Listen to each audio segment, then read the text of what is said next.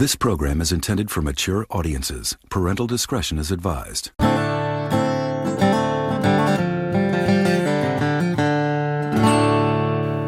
Oh, you're going to enjoy living with us so much. Yes, I know you are. As a welcome home present, I bought you such wonderful new clothes. I just hope that Richard doesn't get jealous that I didn't get him anything. Oh, but then he is such a dear. I'm sure that he won't mind. You see, I've always wanted a little girl.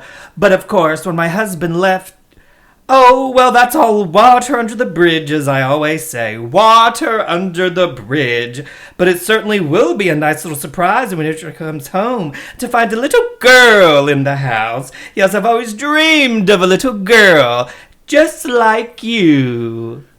Welcome to the Heart Ride Podcast. I'm here with Michael Combs. We have Mike Martin over here. And Keith Clanton. Your very own Oscar goes to... How's everybody doing? I'm actually very excited about this episode. Mm-hmm. This is a first time watch for Mike. Mm-hmm. This is a 150th time watch for me. Okay. I honestly thought Michael had seen this a lot more, but when we were watching it, he said, oh, like there were things he didn't remember. And I was like... It's true. I was kind of taken aback by Did you write them down? I did, yes. Good. Write it all down, Michael. It's just going to be Aunt Martha this whole episode. So I guess before we jump into it, before we jump into today's episode, let's quickly talk about what we've seen in the movie theaters with our favorite segment, not our favorite segment, our second favorite segment. Hey girl, I'm in the movie. Hello? Hey, girl, I'm in the movie. Did anybody go to the movies since we've recorded last? Because I, for one, did not. I've just been cross-stitching like a 90-year-old. Nope. I did. Mike, what'd you see? I went to see a Knock at the Cabin.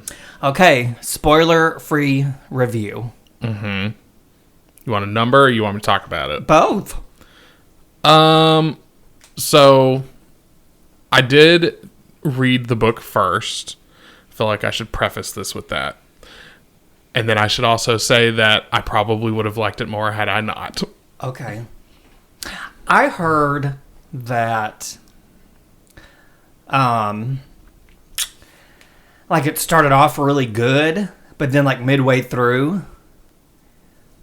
you were like, oh, okay, I know where this is going. Like it was kind of predictable. Did you feel that way? Well, it can't really be predictable for me, right? Well, you read the book, but I'm just saying, like, had you not read the book, like, do you feel like... Okay, stupid question. Sorry.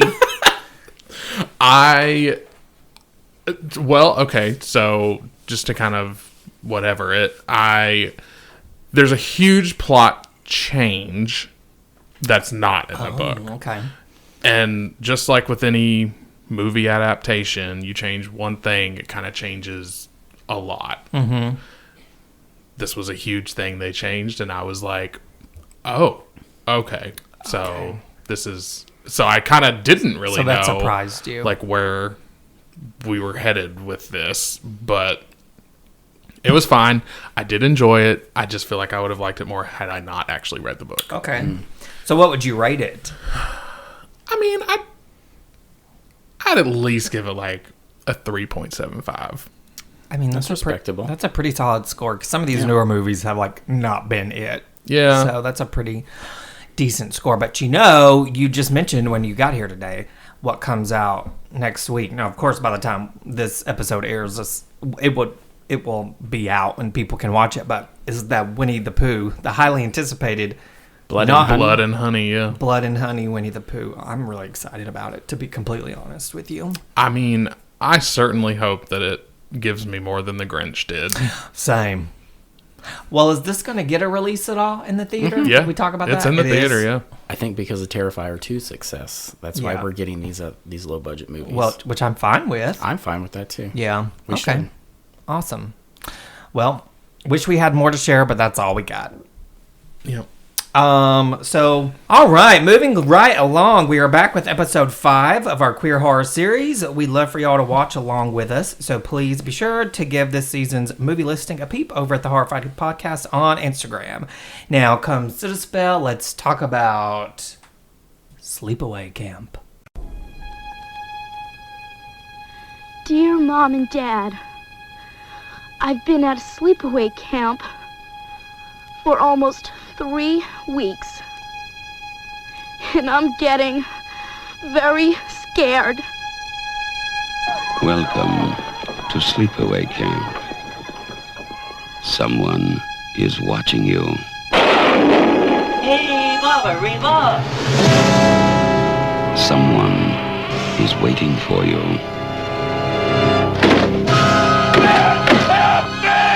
Someone wants to scare you to death.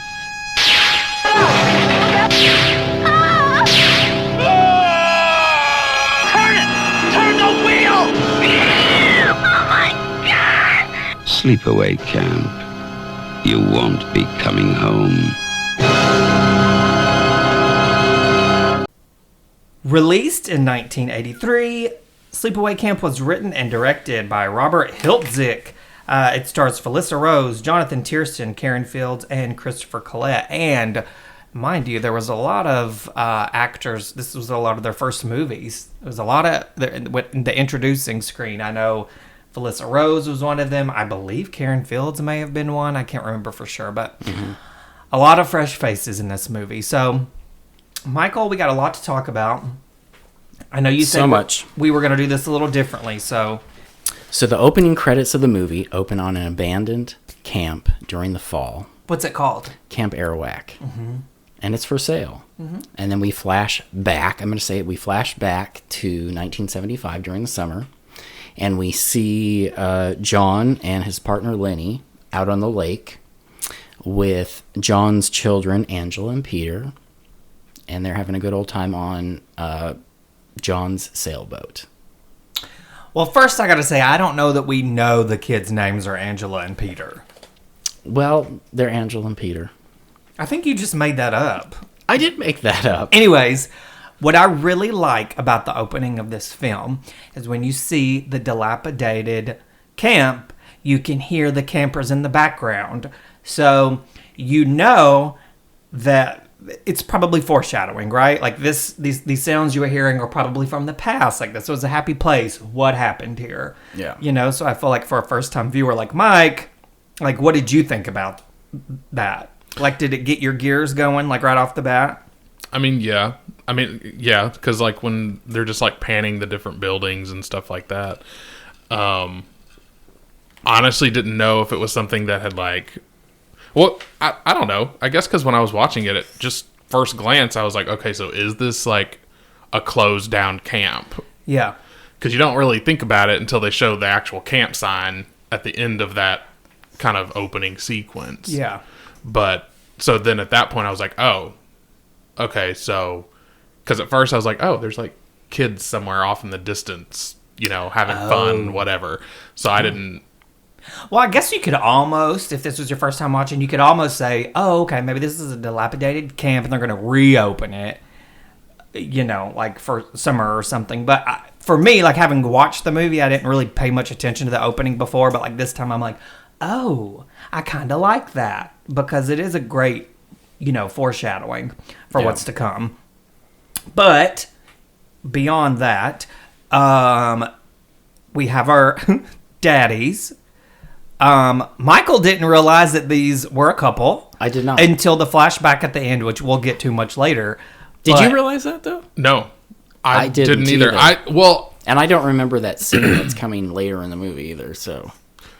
Like, watching it, I didn't put... You didn't really think anything of it? No, because you never saw them together. True. Like, in that moment.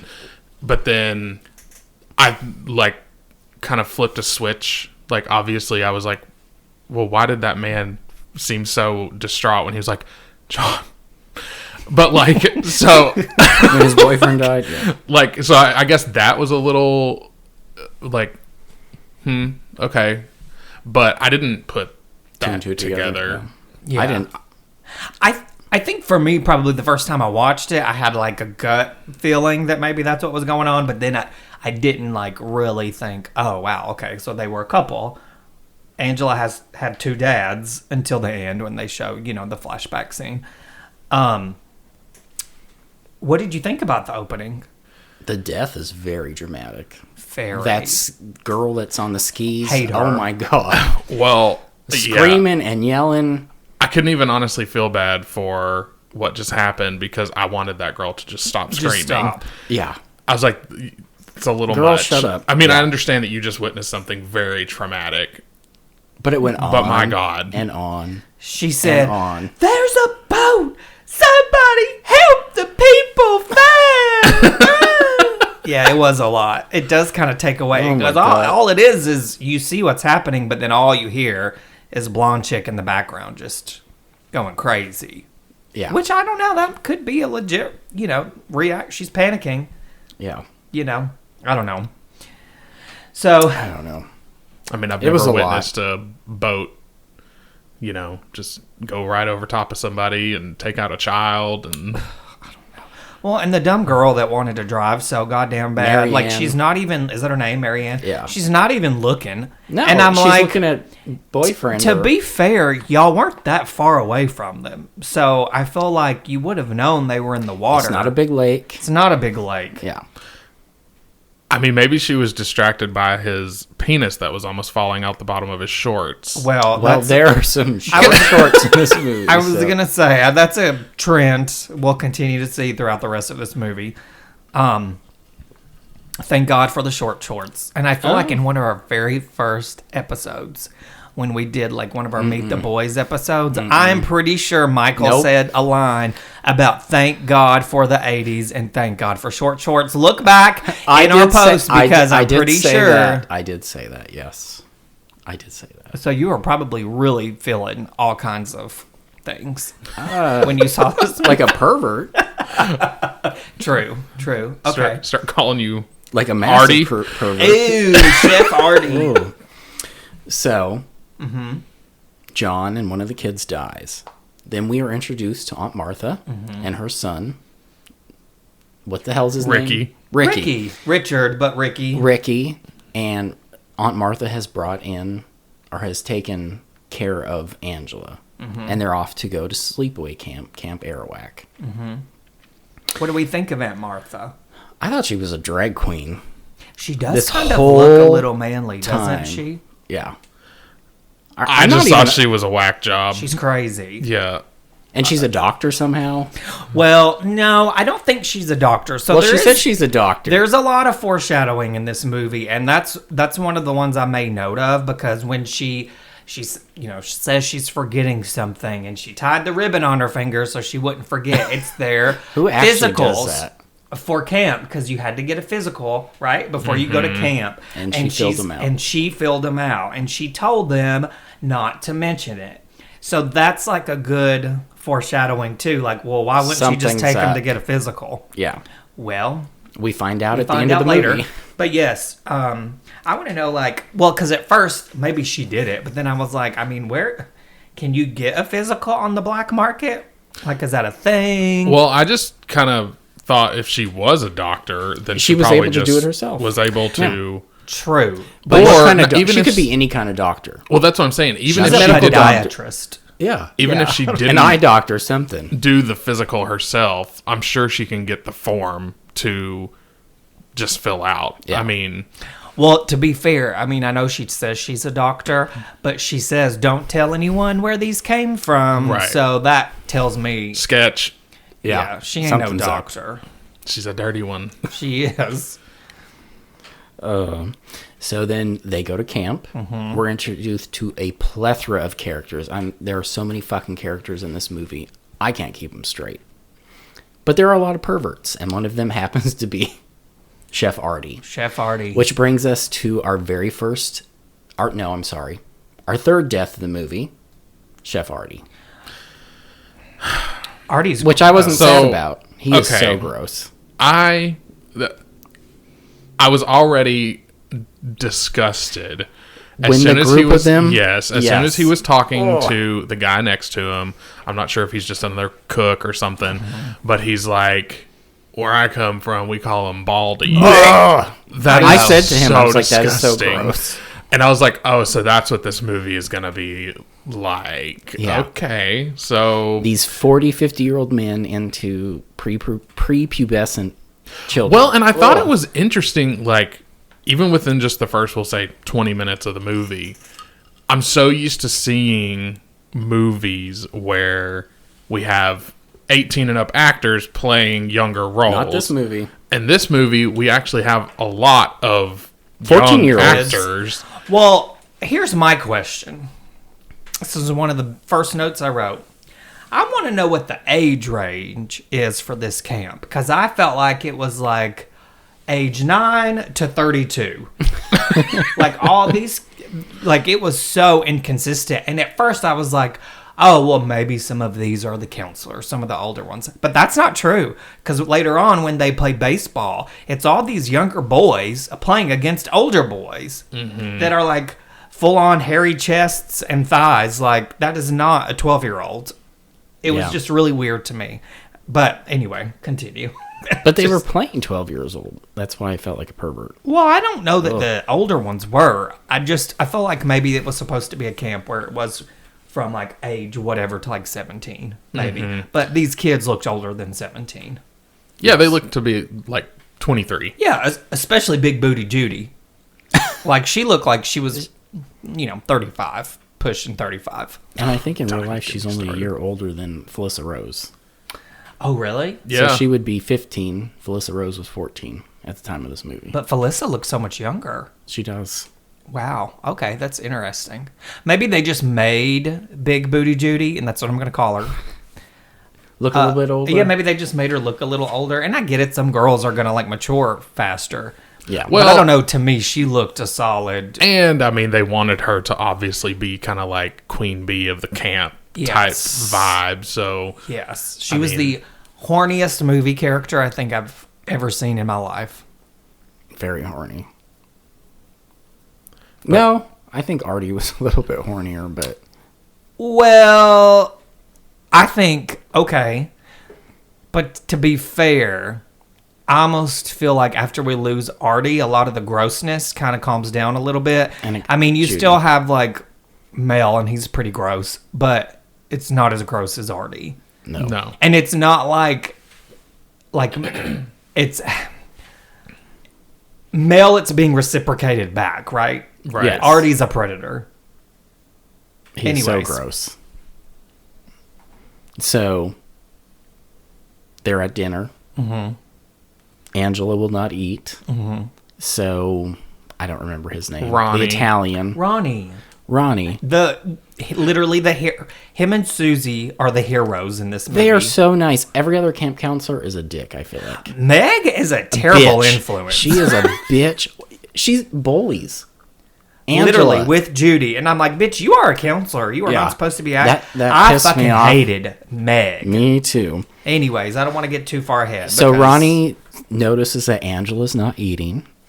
And he's like, let's go to the back and we'll find you something you can eat. Oh, and he's got those short red shorts on. Girl, not bulge. Honey. Not even just the shorts. I was have sitting there underwear watching longer.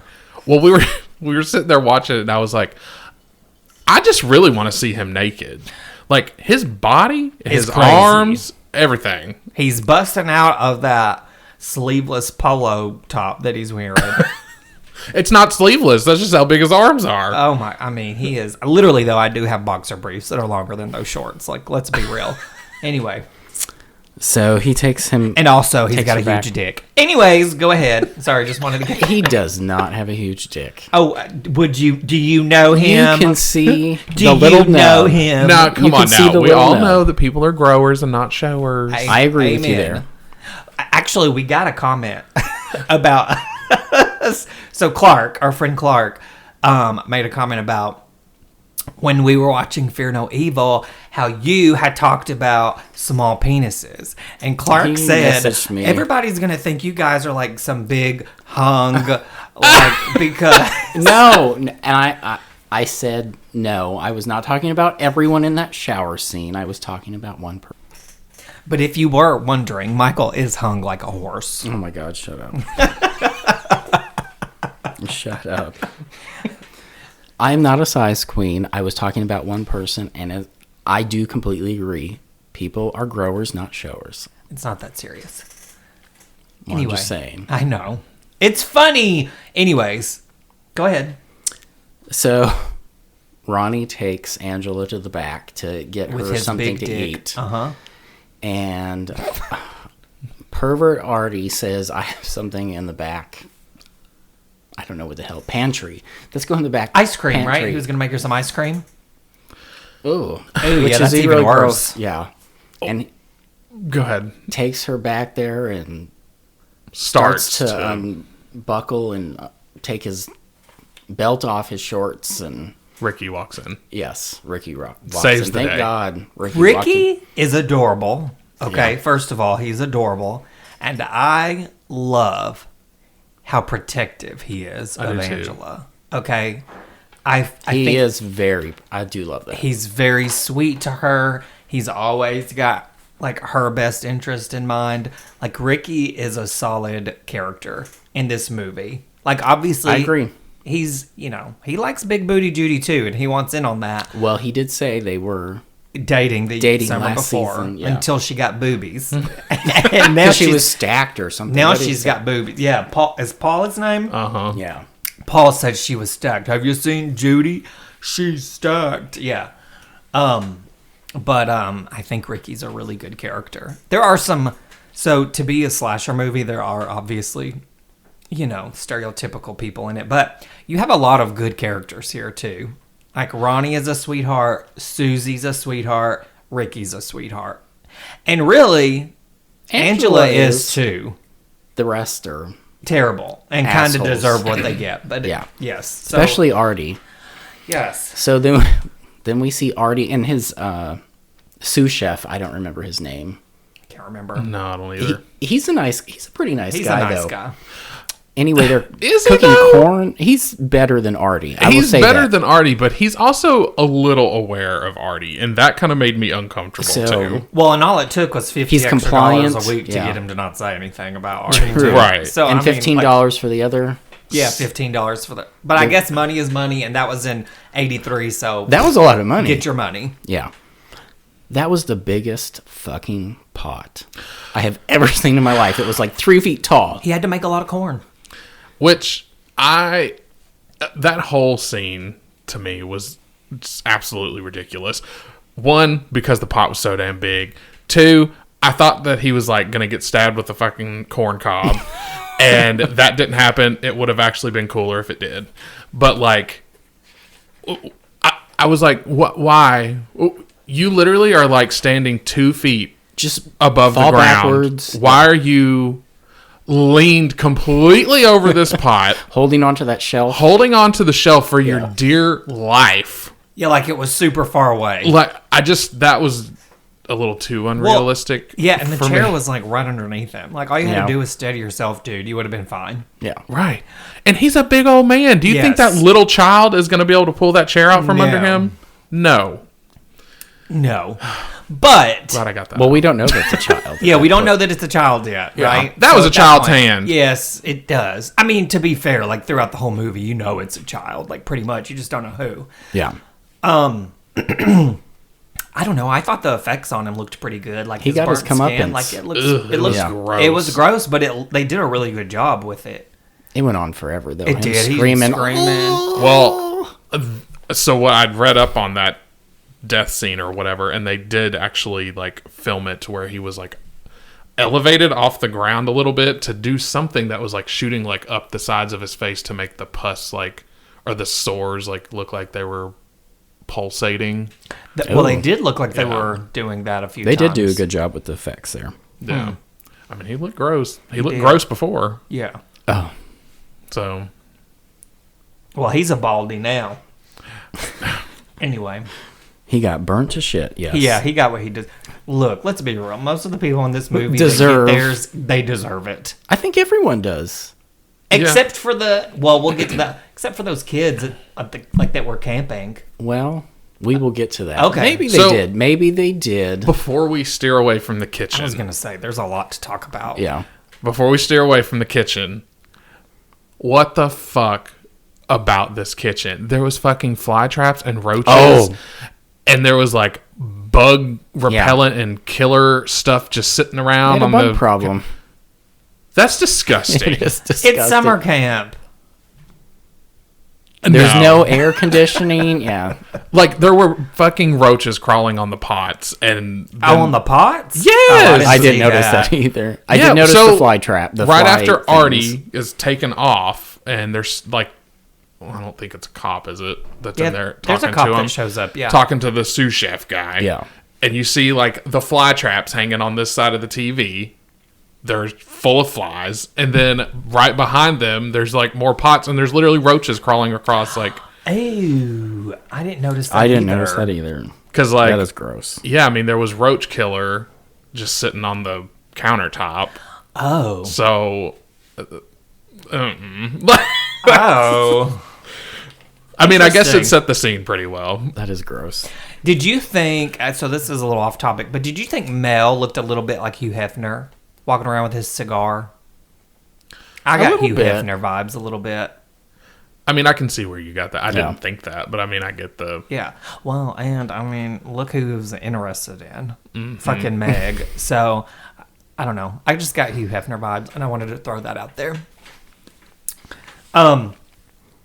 Also, this is probably like right before they play that baseball game, right?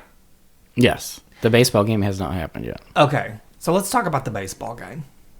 It's my favorite scene in the whole movie.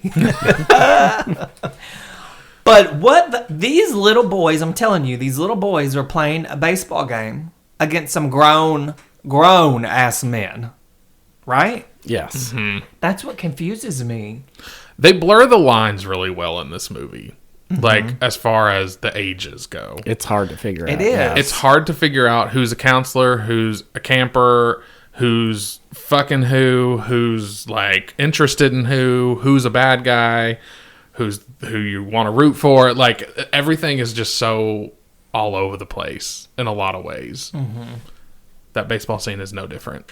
Yeah. I didn't know if I should be attracted to this person. Are you pervert? Not. Or feel gross. Yeah. Like, maybe that was the whole point of it. But I mean, some of those guys were clearly in their 20s. Yeah, but if they're playing a 17-year-old, that doesn't make me feel good either, though. I don't care if they're 23. If they're playing a 17-year-old, that's gross. Well, what's gross about it? Like everything? Or just like seeing them in their cut off shirts and shorts? I can't. Because you're attracted to a 17-year-old. Oh, but see, I can't do that because, I mean, obviously, so somebody like me, take the Vampire Diaries, for instance. Ian Somerhalder was supposed to be, like, younger. And yeah, but he's a vampire, so is he but older? Still, I mean, well, he would have died at a certain age. If he turned 17 a vampire, but he's technically 200, that's different. But the thing about this is, like, the kids that are actually young, none of them are dressed like the older guys, right? Because there's two. I think everyone wears short shorts in this movie except for Mel. Well, they do wear short shorts, but you also have to think, like, the two with the cutoffs that were, like, ripped and, like, really sexy. I don't care. Oh, gross. And they were hairy and... Yeah, they're clearly older than, like, 20. Well, and which, I mean, I know we're not, like, to that whole thing yet, but, I mean, obviously we see most of those older ones skinny dipping. Yes. Later. Yes. So... That actually happens not too long after this scene, because I don't know anything gayer than 15 guys going skinny dipping together and them trying to get the girls to go. Like, the girls don't want any part of that. Y'all can have your circle jerk and have a great time in the lake, right? Which that kind of brings us the skinny dipping. Oh, well, and not to mention there's a few of the guys in their little tidy whities after they come out of the water, and you can see almost everything. Because trust when I tell you, I looked. Well, so before we jump into skinny dipping, the dance was before. Yes. So, yes. Well, they have a few socials, right? It's like they have socials like every maybe couple days or something. They love a social. Yeah. And so what do we think? About what? We get Angela getting, trying to be picked up by some of these older... Literally, I'm Angela. Like, let me sit here and enjoy my Snickers bar. I'm not trying to fuck with you. But when she doesn't want it, they like start bullying her. Yeah. Which is bullshit. What is he? You're a Looney Tune or something. Yeah. Well, why are you so fucked up? Yes. What do you think, though, about Paul's his name, right? Paul is Ricky's friend. I like Paul at first. I do too. But what do you think it is about Paul that, like, that's the first person she opens? I mean, that's her first line in the movies when she tells him goodnight, right? So, like, what do you think it is about Paul? I think he showed interest in her past, and he actually was like apologetic about like what happened to your family and blah blah blah blah. And he was nice. He was and he was just nice, closer to her age than Well, the other and guys. I think probably a part of it too is she knows Ricky's got her back, and because he's such good friends with Ricky, maybe she's he's a little not more threatening. open. Yeah. And he's her age. Yeah. Like the other guys were not. No, and she had just had that terrible encounter with Artie. So like I'm sure she was like, I don't want to talk to nobody. Yeah. But and I don't blame her. But Paul was probably not intimidating and threatening in any kind of way. Mm-hmm. Yeah. Paul was a little cutie. Him and Ricky both are adorable. Like, adorable. Well, yeah, I mean, I feel like they picked two good people to play the young guys that you want to love. Like, they're the good guys. I agree with that. So we then, as Keith already mentioned, we have a skinny dipping scene, and a character by the name of Kenny is out there trying to get in the pants of another character. The boat tips over, and I think her name's Leslie. She swims back to shore. And then he's under the boat at this point. So the boat is capsized. He's under the boat for some reason. Well, I like that he's yelling for her. Like, dude, she's gone. Like, she has no interest out there. She doesn't give a shit about you, yeah. So he's under the boat, and someone pops up. You see someone pop up, and he's like, why are you here? And then you find out that he was drowned. He was drowned. What did you think about that reveal of his body, though? In the boat the next day, in the morning. You mean the snake coming out of his mouth? That was a lot. Like, would his body look like that though? Why was his body under the boat? But I wonder how long what time that happened, and then what? You know what I mean? Like, because how he had a long lot was of he marks on him too. Like he had cuts and abrasions and all kinds of shit. Well, and to be fair, and I even wrote a note about that because there's one part where when the cop comes and they're talking about it, and he's saying, the autopsy will reveal whatever happened or whatever. And I'm like, well, it's going to reveal he drowned because all you saw was a hand push him down. Like, there was no struggle. Not really. Yeah. Besides him trying to get out of the water. So I don't think the autopsy would reveal anything because I don't think anything else happened. Yeah, it wasn't like I guess there could have been a struggle. Yeah. I don't feel like there really was. I don't think there was a fight, though. No. Like, it didn't look like there was a fight, And so my thought was he drowned, and then the killer put his body back in the boat and put it on shore. That's what you think? I think. It could have been. I don't know. That counselor was pissed because there was fucking furniture all over the place. All over the place. He was pissed. He was mad. Is that Ronnie? No, it wasn't Ronnie. No, it was someone else. I think it's the one that's like in charge of the boys' bunk. Because, there's like... Gene is the one.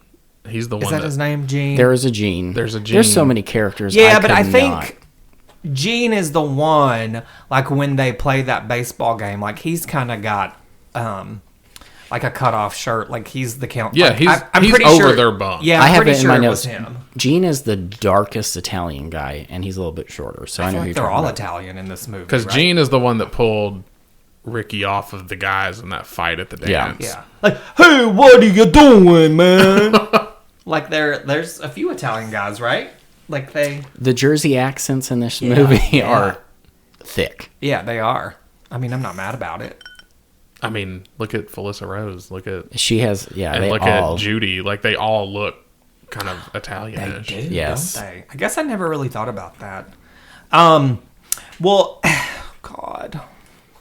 I'm trying to think of the scene, but it must have been when they were going skinny dipping and there was a group of girls. Did anyone see that really tall redhead? I'm like, in my notes, I'm like, how tall is that girl? I didn't even notice. I didn't even pay tall. attention. She was really tall. She was like 8 inches taller than everyone else. They're like, well, we have a little role for you. Can you stand here? And I don't think I ever see her ever again, but No, I don't think so. There's a lot of extras in this movie. It's a summer camp. Well, what death is next? Because there's a few things, but I don't know where. What's the next death? Is it Billy? It's Billy. Billy and the Bees. Oh Or the my Hornets. God, Billy and the Bees. He has to go take a wicked Yeah, he got my girl. He did get my girl. He did, yeah. What did you think about that? I don't know. It was kind of fun. You see someone put like a mop or broom handle through the things, and then. I mean, he deserved it. I mean, honestly, ass. it was kind of creative. Yeah. It was. But when he pulls up his pants, I'm like, damn, he's going to die with a dirty ass. I was thinking that too. Well, I honestly thought for a minute, I was like, oh, he's totally going to go in there to masturbate. Well, because he grabbed that like magazine He as he did. said it, and I was like, oh, so you're not really going to take a dump. You probably just need to go. yeah. Masturbate. That's a really good point. Maybe he was just going in there to... But, I mean, obviously Walk we don't. the dog. We don't. I don't know. I'm just saying. But that person got out there very fast because they no sooner got that broomstick through those handles and they were immediately outside his window. They were cutting through that Yeah, look, they're not wasting any screen. time. Okay, so before that, I feel like there's some things that happen. So he dies after the water balloon fight, right? Who has a water balloon fight on a roof? What kind of camp lets their Kids get on the roof? Get on the roof. Yeah. Well, And it wasn't just them throwing the water balloons off the roof. They were throwing water balloons at each other on the roof, which I thought was weird. okay, but let's... Here's the one thing about this. Well, there's a lot of things, but this one thing in particular, like when he throws that water balloon and it hits Angela and she falls, and Ricky runs over and he's like, "You cocksuckers!" Like he's yelling at him or whatever. Yeah. Like, God bless Ricky because whatever he's taking up for his cousin. But I'm like, I mean, they didn't throw a rock at her. It was Yeah, a it was a water balloon. Yeah. I loved water balloon fights when I was a kid. I mean, I also never had one hit me hard enough to knock me down on the ground like that.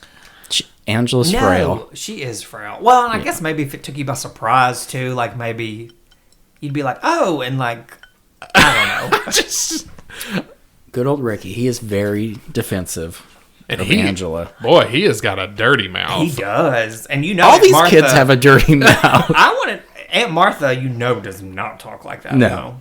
So I just wondered where he learned it. But also, Ricky needs to stop hitting on grown ass women, aka Big Booty Judy. Yeah. Well, 'Cause he's she done showed it a few him times interest in the year between. before. She did, but she's a total bitch to him. She's a total bitch to everybody. Everybody, you're right. Have we already passed the?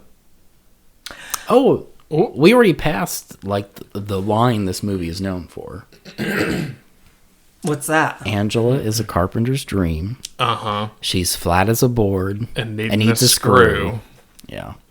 Yeah. Well, and who says that? Judy. Uh-huh. Good old Judy. Well, but also that's another foreshadowing because that's when she makes a big deal about Angela not taking showers with Are you everybody. queer or something? Yeah, and Susie, God love Susie, says she can take a shower whenever she wants. I love Susie. Yeah, Susie's a really good counselor. She is, and Meg is a bitch. Meg's the worst. I hated Meg. I really hated Meg. I mean, when she came up, which I know we've kind of... Did we already pass that point? We've been all over the place. We girl. have. You just It's throw it fine. in wherever you see fit. When Meg came up and was literally just yanking her around, I was like... yeah. You're a counselor. Literally. Yeah, I can't. And then, I mean, Judy comes over. I don't know if it's the same scene or if it's later, but it's where like they pick her up That's later. to take her like and throw her in the water or Yeah. whatever. That Yes. Like, who the fuck does this? Well, Like, it pissed me off so bad. It did me too, and I kind of wondered, like, where is Susie? Where's Susie? Yeah. But, you know, at that point, Mel thinks, that Ricky has is- something to do with it, and he's kind of manhandling Ricky a little bit, and I'm like, These adults have no sense of well, like. to be fair, it was 1983, and I mean, like, you could spank your neighbor's kids, like, could nobody do cared. anything, Like, yeah. so I'm sure that's not like a big thing. Well, You do 'cause- that now, you go to jail. Right? We don't manhandle the children. No. So they then play a little game of capture the flag. And poor old Angela doesn't want anything to do with it. I don't blame her. I don't want to play that game either. Yes. I feel like it's just really a game of tag. Call it what it is. It's tag. With flags. With some damn bandanas. So anyway, Ricky says, hey, come with me. We're going to go around the back. And that's where she catches Paul And Big With Booty and Judy. Big Judy. Booty Judy making out. Poor He's like, Angela. I mean, I guess that was okay. Yeah. That's my thing. So for Judy to have obviously quite the reputation. Yeah. Like, she doesn't seem to have very good game. No, because people like no, you're right, because Paul's kind of like, obviously he likes Angela. So he's, but also you have to think, like, when you're that age, you are kind of like curious, Hormonal? Well, and yeah, you're hormonal. and all they did was kiss. It wasn't anything other than that. Well, he tried to. He did. He Tried to do a little he more. He tried to fill Angela up earlier, but to Mike's point, like, later when Judy's in her room and she's got the guy leaves her. Well, and I mean, even in the very beginning, when the first time we see her talking to that group of older guys, Yeah. they could care less what she was saying. I mean, I felt like she was standing there talking to them, and they were just not paying her any attention. Maybe were they looking at her boobies? Probably. They were looking at each other. Big booby Judy is what I should call her. So there's a gross part that happens here before the next death. What is it? Everyone's going off. Well, I feel like there's a part of people going off to go camp in the woods. I don't really know what it is. Yeah, well, it's after, so that's when Ronnie is telling them, okay, this is what everybody's duties are tonight. Meg, you're off. Somebody else is off. And then the one guy's got to take the boys camping on a camping trip. And there's also a social happening during all of it. Mm-hmm. There's a social every night. The one that Ricky couldn't go to because he was sick. Right. Yes, Exactly. He stayed in his cabin. So Red herring. Meg says, I put the old man, what's his name? Mel. Mel, yeah. Says, am I coming over to your Place for dinner. dinner? Which I thought was disgusting. Well, so at the very beginning of the movie, when you see them in, like, the mess hall for the first time when they're eating, you see Meg walk in and give Mel a hug, right? So that's like your first clue that, they're Something's close. up. you But know? Meg is 18 and Mel is 65. Something. Well, and at the dance, when Mel comes in and he glances over at Meg standing there with Jean, and they give each other eyes, and Mel, like, comes over and, like, stands next to her or whatever. So, I mean, clearly Well, he's there's- also not, like, discreet about it. Where's Meg? We had plans together. Well, that's at what I one was going point. to say. When he's looking for her, he goes in there, and I guess is it Susie and Ronnie standing there? Yes. I can't remember, but he says, "Where's Meg?" And He says that. yeah, I'm like, okay, dude, like, just tell everybody that you're fucking a 17-year-old. That's fine. So then that comes to our next death, which I was not sad about. Meg gets it in the shower. Can I tell you, though, I wanted it to be more gruesome. To be fair, like, we'll get to Judy in a minute, but I felt like Meg's should have been the worst. It should have been brutal. Because she did She get, was like, a bitch. She did get a knife down the back. Like, and it pretty much sliced her whole back open. But, I don't know. She deserved more. I agree. Maybe I'm a terrible person. She was probably my least favorite character. Yeah, me too. In Well, this because she movie. was old enough to know better, I think, and that's what drives me. Even like, if you don't like your I don't know what it is, your kids under your care, you should still be nice to them. And she was a Well, you bitch. shouldn't be a counselor if you don't. Well, Yeah. and Like- she was literally like egging Judy on the entire time to Yeah. do, you Dirty know, work. whatever. Yeah, so fuck Meg. bitch. So Meg gets it in the shower. While she's preparing for her date. For her date with Mel. She's douching. With her grandpa. Then that brings us to our next 4 deaths. 4. Okay. So who did you say was out, took the campers out into the woods? I think it's Jean, right? So Jean is out camping with a bunch of kids, and 2 of them got sick, right? Mm-hmm. No, they're cold. Yeah, they're were cold. Just cold. That's They what wanted to go cold. back. We want to go back. So We're he takes cold. them. Yes, so he takes them somewhere. I don't know, back to camp. And No, he's going to go get the truck because I guess they drove there. Yes. So he says, hang on. What does he say? He says something like, you little shits are a pain in my asses. And then he says he's going to go get the truck.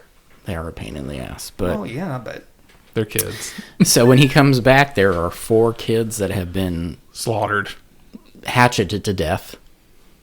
Yeah, but I feel like those were the only ones in the movie that maybe didn't deserve it, No. unless they did something to Angela They earlier were on. the kids. Do you remember when, and we kind of touched on this, Angela got thrown in the water. Yes. By May. Oh, they they were were the the kids ones that were the throwing the sand. sand. Yeah. Okay. And Well, that then part that makes pissed sense. me off too, because I'm like, why are you throwing fucking sand on her? I actually did have that in my notes Yeah. too. I was like,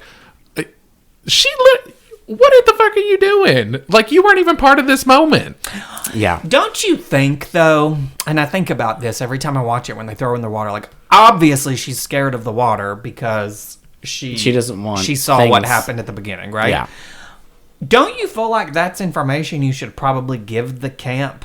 Like, before you send your kid to a summer camp, like, My okay, dad so here's and the my thing. sibling were killed. Yeah, like, Angela has a fear of the water. Her father and her sibling was killed. So, if she doesn't want to go swimming, like, please don't.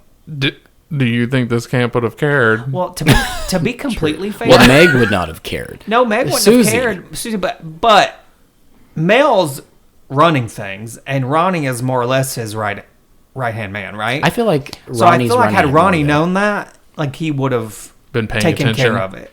With And that said, Ronnie cares more he does, but than Mel. To be fair, like, Mel does in certain parts of the movie. Like, he does have the kids' best interest in mind. Like, when Artie dies, like, he doesn't want to worry the kids because at that point he thinks it's just an accident, right? And I don't blame him. I wouldn't want a whole summer camp of kids knowing that an accident happened. Like, why even... Someone just died in here. Yeah, like, why even cause a fuss like that?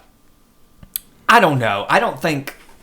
No, don't get me wrong. I do think Mel is a bad guy, but I don't think he's the worst in this movie. No, Meg is the worst, but I do feel like had they... That would have been probably something you would want to mention to somebody that runs a camp. I don't know. I agree.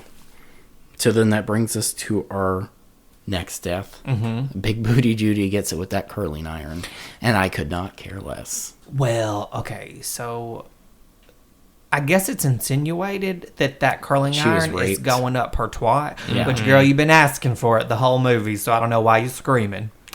Because it's hot. It is hot. Could you imagine? Burning hot. Well, and when I watch it, because she lays... Is that where the shadows, her Yeah, arms her go arms up? go up. Yeah. Yeah. But that she lays that curling iron down on the bed.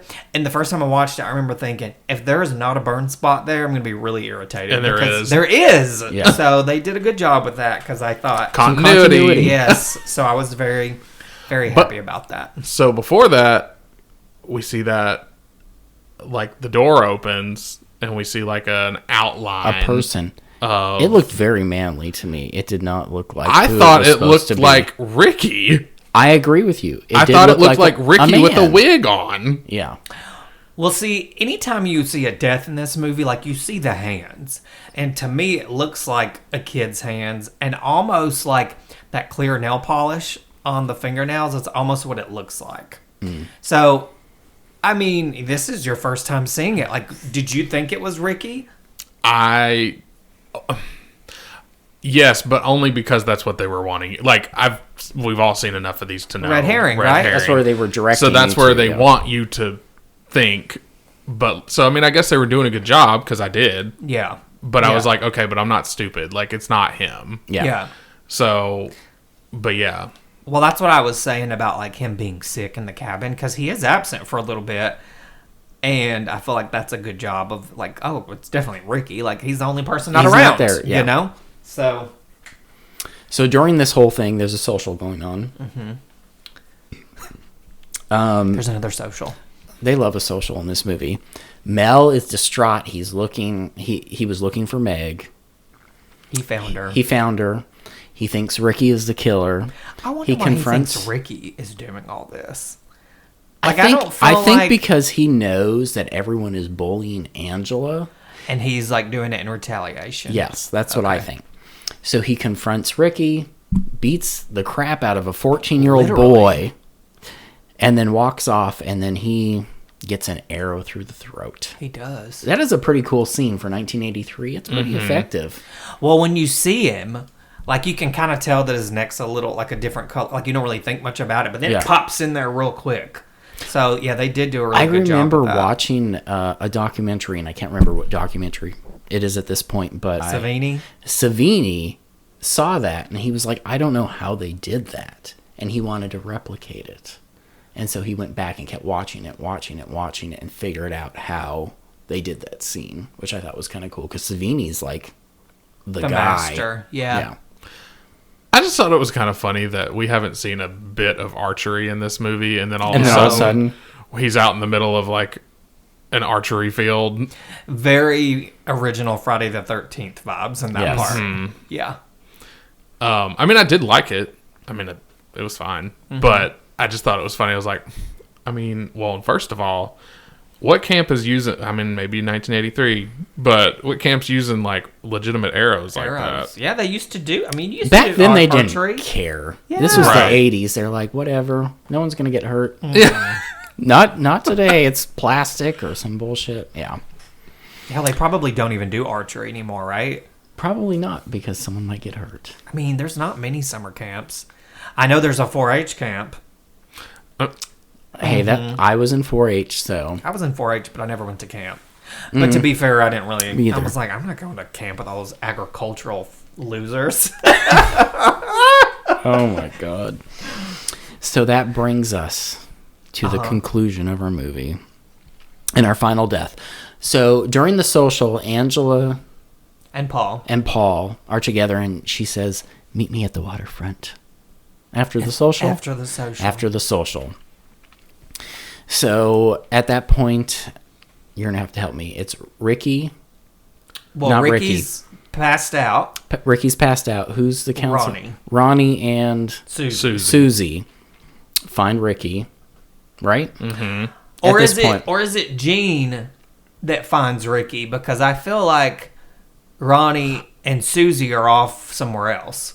So Gene finds Ricky? But remember, too, this is also when they find Meg's body. This is like right before they find Meg's body, and then they split up to find all the kids. There's so many characters and so much going on. But then they split up to find all the kids that are missing, right? Yes. Mm-hmm. But they do I do find think Ricky. Gene is the one that finds Ricky. And they think he's dead at first, and then he comes conscious. to. Yeah.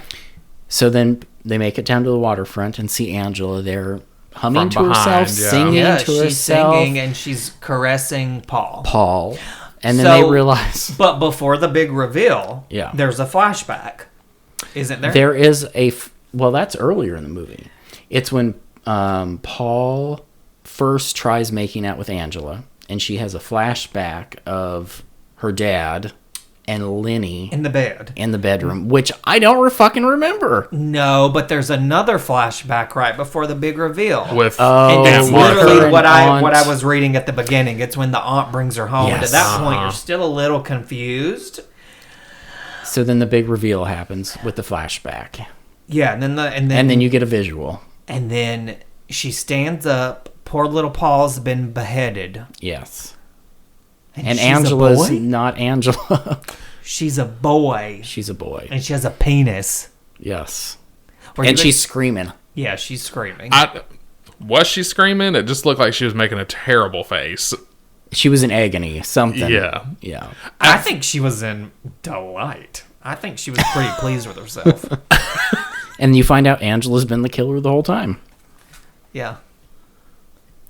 Were you prepared? Did you know anything about it? Because I feel like the first time I watched it, I at least knew about the ending because I'd seen plenty of like... Yes. Yeah, so no, movie I have seen that image of her face, but you didn't know what it. But meant I didn't or know what it happened. was from, or like, that could have been in the middle of the movie. I wouldn't have known that it was the end, like literally the closing image. But of course I had no idea that it was. So were you shocked? Were you like, what the fuck? I didn't know what just happened, and then of course it just ends. I was like, it's abrupt. I was like, what the fuck just happened? Like, I sat there and I was like, wait a minute. I was like, so was this like, was it Peter? That for a minute I thought, I was like, did Peter like somehow have like Angela's face on him? Or like, my brain was like going all over the place. Who's Peter? The brother. Okay. Martha wanted a girl. Well, yeah. So I was just like, I literally just sat there for a minute. I was like, I don't even know what the fuck just happened. Like, I've never seen Angela look like this throughout this entire movie. Well, I was going to say, right before they go down to the water, you can tell, like, she's frazzled. Like, her hair's all messed up, and it's the first time you see her like that. Yeah. And that, to me, was, like, your first clue, like, something's up. This bitch is a little crazy. But I just felt bad for Paul.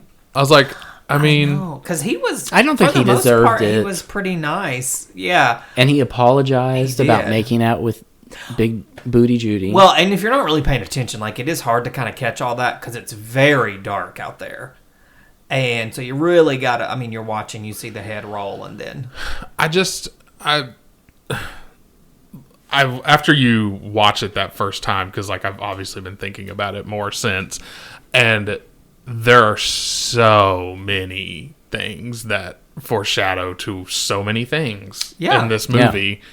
And one of which we talked about earlier with the physicals. Yes. And Aunt Martha. Why? Well, so this is kind of crazy. And I saw that, like, when I was kind of researching it a little bit, one of the things that I read was just kind of alluded to Rocky Horror in the first time we see Angela, when she comes down the stairs and she grabs her bag. Her bag is the same color and has a triangle like Frank's. Oh, like his scrubs and his little triangle that's on there. And of course, back then, the triangle was like a symbol for like trans whatever and all that. So I was like, that's kind of interesting. Well, I didn't even catch that. I didn't either. But I mean, if I didn't read it, I wouldn't have even known to look at it. But just imagine, like, if you caught that first thing around, you'd be like, wait a minute. Yeah, because, I mean, you're talking 1983. So it was probably filmed in 82. Right. Yeah. So early 80s. And I feel like back then, if you were gay or part of the LGBT community, that triangle symbol probably meant something. Oh, it meant something. To you. you. For sure. So, like, I feel like if you were watching this and you saw that, you were like, yeah. Well, honestly, even now, because, well, I mean, this has been a few years, but, like, you got to think, when the Teletubbies were on, people were all upset because the purple one had an upside-down triangle on his head, remember? So, I mean, it's still relevant. Right. Not as much, obviously, but...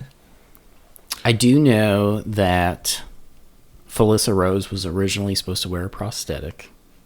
And they're, like, decided, I think it was her mother, said, we're not doing that. She's 14 years old. Yeah, her mom didn't even want her to be the killer. Yeah, and so they got someone drunk that was working on the set and convinced him to just stand in naked. To stand in naked with a mask that they had made of her screaming. And I don't think you ever know, or I don't think anyone knows who it was, or no one's ever said who that person... Oh, they have? Yes, he's come, like... Oh, he knows. I don't know... Hold on, I'd have to find it. But I do know they had to get him drunk.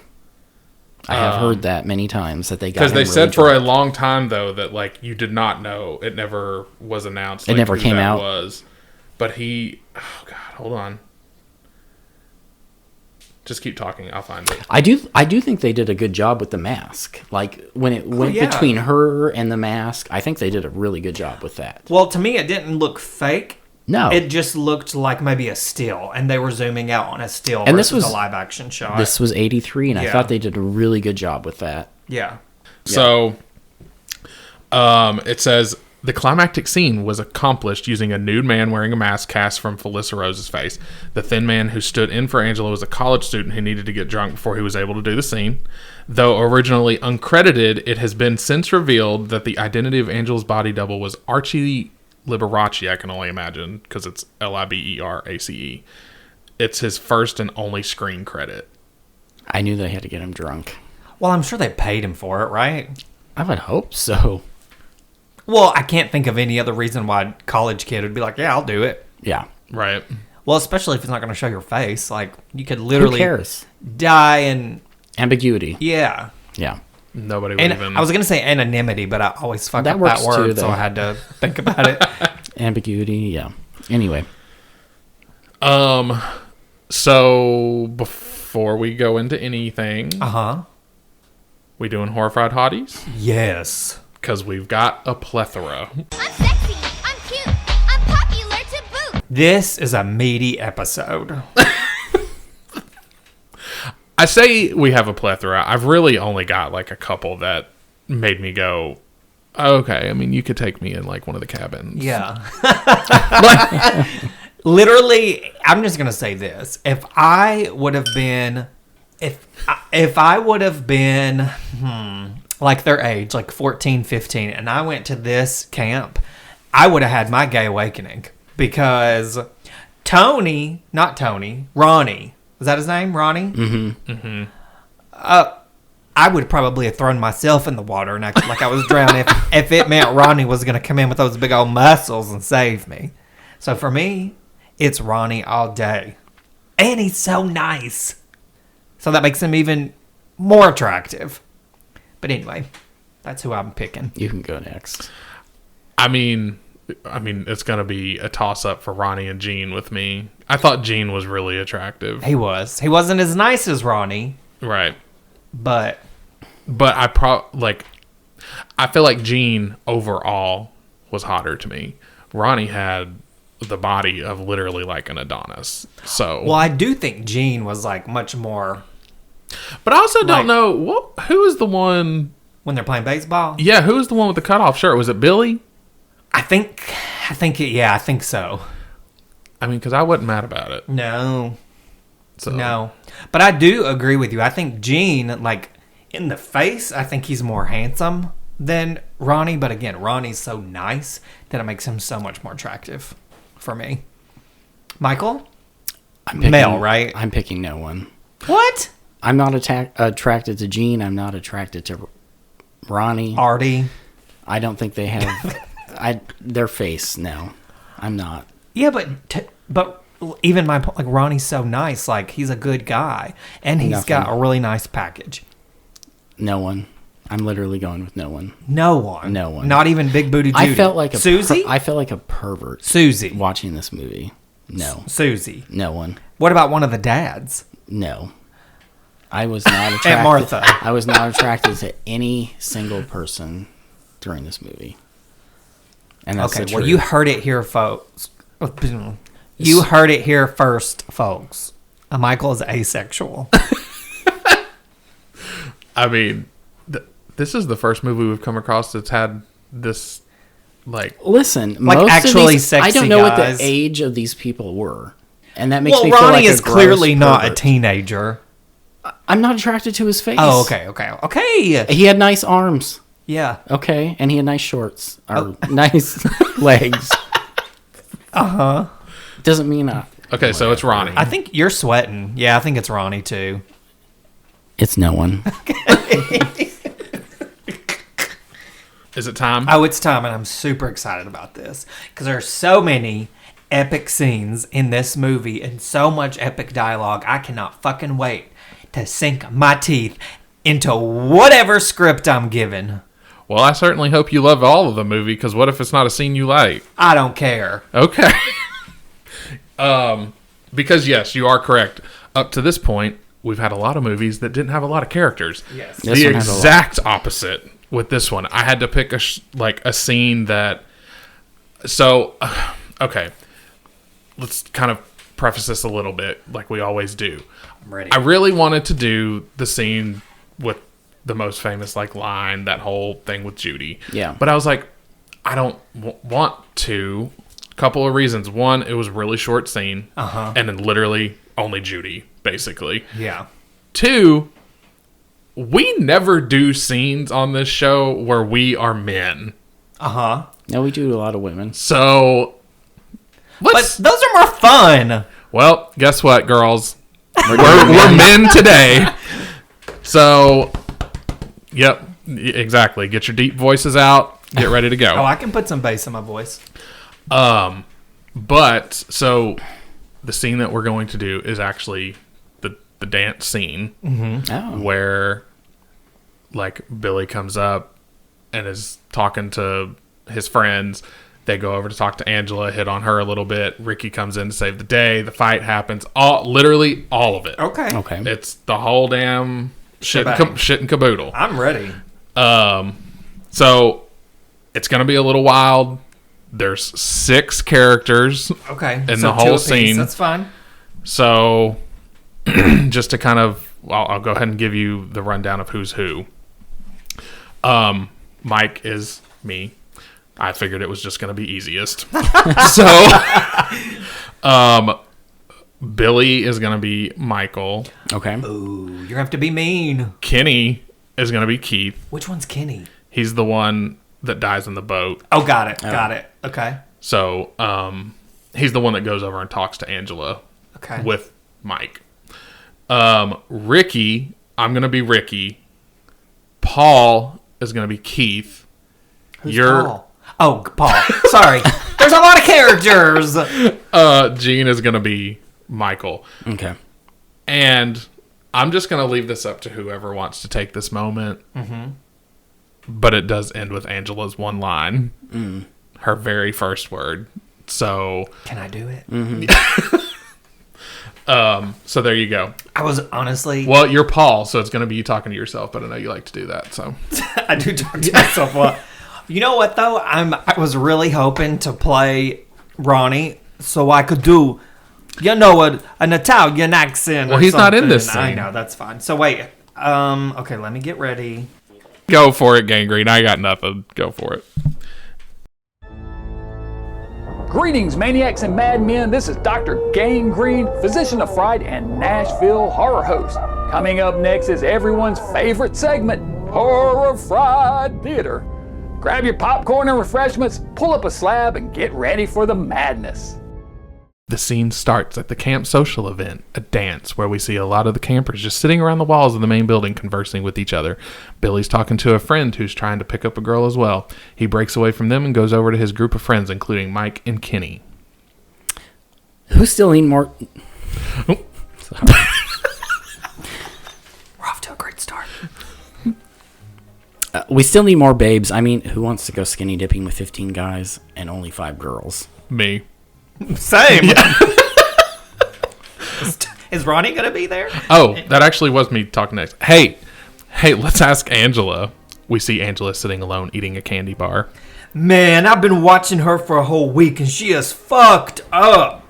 Now, wait a second. You guys aren't afraid to ask Angela, are you? Mike and Kenny scoff at Billy's comment. I think it might be interesting if Angela were around tonight. Good, then you ask her. Oh, I would, but it wasn't my idea. Hey, and who am I to steal a buddy's great idea, huh? Billy teasingly puts his arm around Mike's neck. Unless you guys are chicken. Billy begins making chicken sounds, drawing attention from those around them, some chiming in. Bok, bok, bok, bok, bok. All right, we'll do it. Who knows? We may get married one day. Mike and Kenny walk away from the group and toward Angela. Angela throws the wrapper to her candy bar in the trash can from a distance. Nice shot.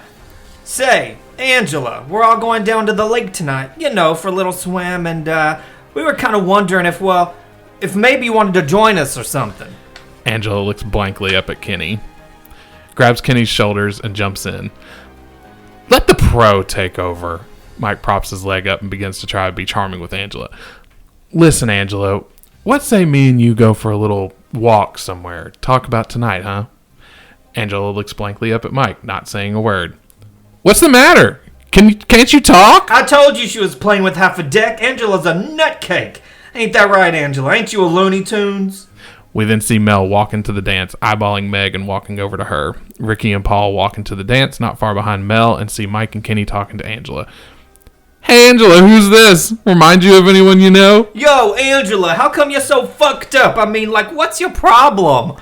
Ricky comes up behind and shoves Kenny by the arm. Oh, is that me? Hey, dickface, leave her alone. Oh, yeah, what are you going to do about it, asshole? Kenny slaps Ricky, and all the guys in the group begin to fight in the middle of the floor on Ricky. Gene comes in to break up the fight. You fucks! I'm gonna beat your fucking asses in! You and what army? The guys all disperse, Mike flipping off Ricky as he goes by. Pricks! Shut your mouth. Shut your mouth, will ya? Mel's here. I don't give a shit! I think I'd better take you to the infirmary for your mouth. Get you into trouble. You alright? Yeah, I guess so. Don't worry about it, Rick. We'll get him back. Oh, that's supposed to be Gene. Sorry, it says Ronnie. Come on, let's get out of here. Gene takes Ricky out of the dance. Paul walks over to Angela and sits next to her. Hi, I'm Paul. Remember? I met you last week when we all first got here. Listen, I heard... Well, I mean, Ricky told me all about it. Well, anyway, I'm really sorry about what happened to your family. Me and Ricky, we go way back. We've been best friends for 3 years already. We always seem to get into trouble together. Last year, we hung the girls' panties on the flagpole. Sorry, we got caught anyway. We see Judy looking from across the room at Paul, talking to Angela, looking irritated. Then there was this time last year, we locked Alan Weinstein out of the cabin with no clothes on. Boy, did we get it for that one. Gene comes back into the dance. Hey, Bunk 19, time to go. Say your goodnights and move out. Guess I gotta go. Well, good night, Angela. Paul walks away from Angela. Good night. Paul turns around surprised that she finally spoke. They smile at each other. Good night! End scene. So this is Dr. Gangrene saying goodbye and thanks for joining us here at Horror Fried Theater. See you on the next episode of the Horror Fried Podcast, and be sure and join me every Saturday night for Dr. Gangrene Sanitarium, Saturdays at 9 p.m. on Nashville's NECAT Channel 9 and simulcast on the NECAT Roku channel and drgangrene.com. And as always, remember to stay mad. I liked that one. Yeah. It was fun. It was fun. Random fact. Yes. That I thought was ridiculous but interesting. Yeah. The boy in the beginning, her brother, Okay. is the older brother of Mike the Situation from Jersey Shore. What? No. In real life, yes. Oh, that's crazy. Really? Yes. Isn't that crazy? That is. Yes. Did he do any other acting? I don't. Or is that like it? Probably. I would assume that's probably They it. were all Italian and Jersey in this movie, so. He's a Sorrentino. Yeah. That's his last name. I had no idea. That's wild. Yeah. Golly, small. Well, you're a big Jersey Shore fan, so. Me? Yeah, aren't you? Yeah. I mean, I love Snooki. I still love Snooki. Yeah. People were saying that she should be on The Housewives of New Jersey. I saw that. I would not be mad about it, but I also feel like she would just be drunk all the time. So I don't think she'd get along with many of them. No, because I feel like she's different. I feel like she's different Jersey. Like, she doesn't... Yeah. I feel like Dolores would probably get... Because Dolores was, like, pretty nice to everybody. You know what I mean? Like, except for Jennifer. But anyways, that's another podcast. Anyways, so now we're down to our final thoughts, you guys. Here at Horror Fried, we rate our films using the heat scale of Nashville's famous hot chicken on a scale of 1 to 5. No spice, mild, medium hot, and Nashville hot. And I am dying to hear your score, Mike. So you go Mine? first. Yeah. It's going to be... It's a solid hot for me. I feel like there was some... I don't know. I mean, there was some things that did kind of like just get on my nerves a little bit. Just the unrealistic aspect of stuff. Artie's death, shit like that just really bugged me a little bit. But overall, I had no real complaints about this movie. Obviously, the twist got me. That was a plus because I haven't had that in a while. So I was happy that a movie that's how many years old at this point? 40? Mm-hmm. Is it 40? It will be. 83? 1983? It's going to be 40 this year, yes. Yeah. Like, the fact that I've gone this long without knowing what this ending was, cool. But, yes, it's a 4. It's a 4 for me. It's a hot. Good. I like to hear that. I was really curious. Michael? I'm going to give it a 4 as well. A hot. I think it's fun. I enjoy it. I think it's unintentionally funny. Yes. Versus the sequels where they really lean into it. But I enjoy it a lot. I think it's fun. The acting's not necessarily great, but it's not terrible. It's not terrible. I enjoy it. And, I mean, that ending is a shock. Mm-hmm. It's a big shock. So, a 4. A solid hot. Yeah, we've been unanimous here on a few, but I'm giving it a 4 as well. I think it's a really fun movie. I've watched this so many times, and I will watch it again and again and again, just because it is fun. It's light, especially once you've seen it like once. Like, it's a really good slasher movie. There's a lot of really cool deaths in it, so I don't know. I really like it. I just like the fact that they kind of kept it real when it comes to like the ages. Like you've got like Jason, who's obviously like these camp movies, but they're like much older people playing these characters. So I did think it was kind of like interesting to see an actual kid playing these. Yeah. Would you rather go to Camp Arawak or Camp Crystal Lake? I mean, I'm a hoe. So Camp Crystal Lake is gonna probably be more my speed. But like, oh my god! Now I have to say, I was a previous hoe. My man is sitting in here, and we've been together for 10 years, so I'm not a hoe no mo. But once a hoe, always a hoe. I don't. What I really liked about the kids in this movie, like I think Felissa Rose is so cute in this movie, and I think the kids that play Ricky and Paul are adorable. Like, they did a great job casting those three, in my opinion. And really, think about it, they did a great job casting, like, people like Judy, who we can't stand, and Meg, because she sold the hell out of it. Like, we hated the character, and she sold the hell out of it. And then you've got a lot of really great characters like Susie and Ronnie. He's a nice guy. And then you've got, like, Mel, who's obviously, like, a gross perp. I don't know. I felt like Artie plays a gross pervert. Yeah, I feel like they casted it very well, impeccably. So, and Felissa Rose is an amazing person in real life. Yeah, Michael got to meet her. I did. I had a vodka shot with her.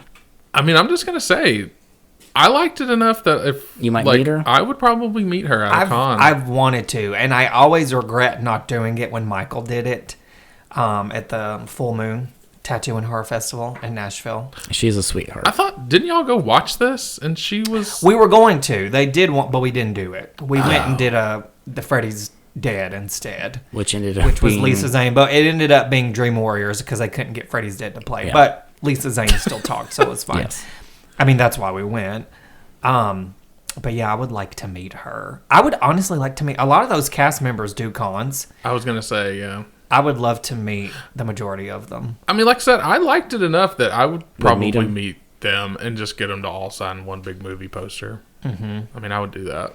Yeah. Because I can't imagine. I mean, I'm sure they're not like crazy expensive like some people. No. Well, and Felissa's just like, you can tell she really loves the horror community, and that just makes it. Well, obviously. Wasn't she in Terrifier 2? Oh, God. You name it, she's been in it. I feel like she's been in a lot of like lower budget horror movies lately. Like, she's a busy lady. Mm-hmm. So, well, she's a cult classic she's girl. She's a scream queen. Yeah. Now, would you say, because I was thinking about this last night, because, you know, we love a final girl. What obviously, Angela's the killer, so we can't really, I mean, she kind of is a final girl, but she's also the killer, right? Yeah. Would you consider Susie the final girl in this movie? Or would you consider, like, Ricky? Ricky's a final girl. They both are kind of final girls. I feel like Susie, like, let's flip this movie around a little bit. Like, if it was more focused on Susie and what she was doing, and, like, maybe it was just the counselor. I mean, there was a lot of counselors that got killed. But if this was a Friday the 13th movie, Susie would be the perfect final girl, I think. Mm-hmm. She's sweet. She's cute. She seems like she's smart, got a good head on her shoulders. She's sexy, she's cute, she's popular to boot. She's a bitch and great hair, and the boys all love to stare, honey. Yeah, I mean, I kind of like the idea of Ricky being like a final boy. The survivor. Yeah, we don't get a lot of final boys in horror, so it's nice. All right, well, I'm excited that we did this movie. And let me just apologize, because I know we were all over the fucking place this episode, but you know what? That's what happens when we get excited. It's what happens when we get excited. This is real life. It's hard to keep us like on a track. Well, and there's a lot. There's a lot to be going fair, on. there's a lot of characters in this movie. There's a lot happening in this movie. There's a lot of little subplots. So like it's and easy. then it's a movie that we all three enjoy. So yeah. we just get real excited, y'all. Mm-hmm, mm-hmm. Yeah, I feel like this is one that maybe I don't know. It's so weird when we do a good movie that we all really like versus a bad movie. But I do think the bad movie episodes are like much funnier because we just drag it for an hour. Red for filth. Yeah, you know what I'm saying? Like, fear no evil. Hello. All right, thanks for joining us, y'all. If you like what you hear, please like, subscribe, and rate the Horror Fried Podcast and catch up on all our previous episodes on your favorite streaming services. Links are available on our Instagram page.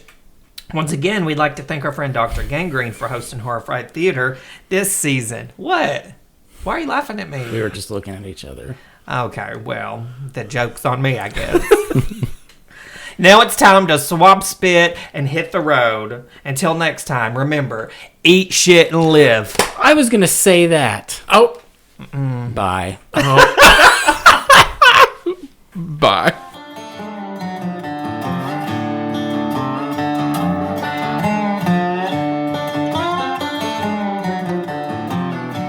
By the way, for those of you who don't know, the name is Meg. M-E-G.